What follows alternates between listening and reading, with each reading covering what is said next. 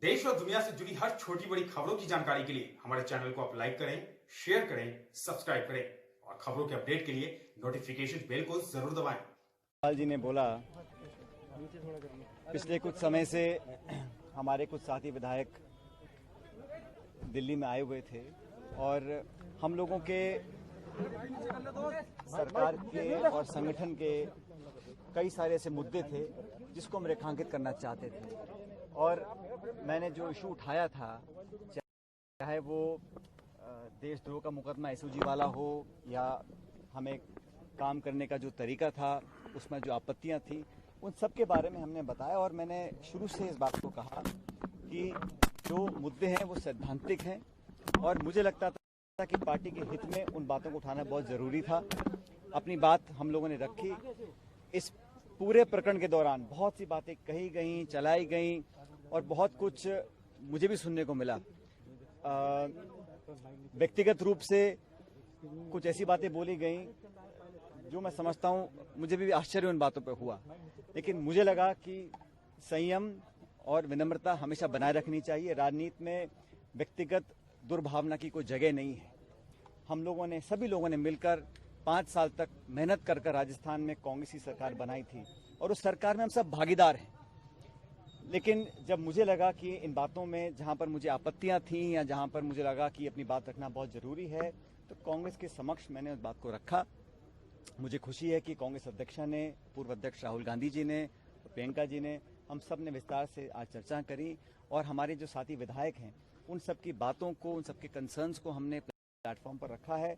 और मुझे आश्वासित भी किया गया है, मैं धन्यवाद देता हूं इस बात का, कि ये 3 सदस्य कमेटी बनकर बहुत जल्द उन तमाम मुद्दों का निराकरण करेंगे जो मुद्दे हम लोगों ने उठाए हैं। मैं फिर कहना चाहता हूं, सैद्धांतिक मुद्दे थे, गवर्नेंस के इश्यूज से जो मैं चाहता था एड्रेस हों, ताकि पार्टी और सरकार उन वादों पर खरा उतर सके जिन वादों को कर हम सत्ता में आए थे।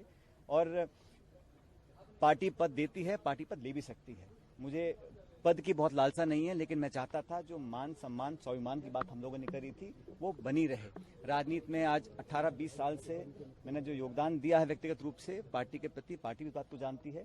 और हमने हमेशा कोशिश करी है कि जिन लोगों ने मेहनत कर इस सरकार का निर्माण किया है उन लोगों की हिस्सेदारी, भागीदारी सुनिश्चित की जाए। मुझे खुशी है कि कांग्रेस अध्यक्षा जी ने आज जो कमेटी का गठन किया है और ये बात भी जैसा वेणुगोपाल जी ने कहा कि समयबद्ध तरीके से इन सब बातों को सुनकर इसका अच्छा निराकरण किया जाएगा। मैं समझता हूं ये एक स्वागत योग्य कदम है। इसके लिए मैं कांग्रेस अध्यक्ष का धन्यवाद देना चाहता हूं। जो आपके साथियों ने आपके बारे में बातें कही, जो व्यक्तिगत हमले किए और जो ये कहा कि बीजेपी के हाथों खेल रहे हैं आप, देखिए, ऐसा है, आज से 1.5 साल पहले जब हम चुनाव जीतकर आए थे उस समय हमने कांग्रेस अध्यक्ष को ये निर्णय दिया था देने के लिए कि कांग्रेस का मुख्यमंत्री कौन बनेगा।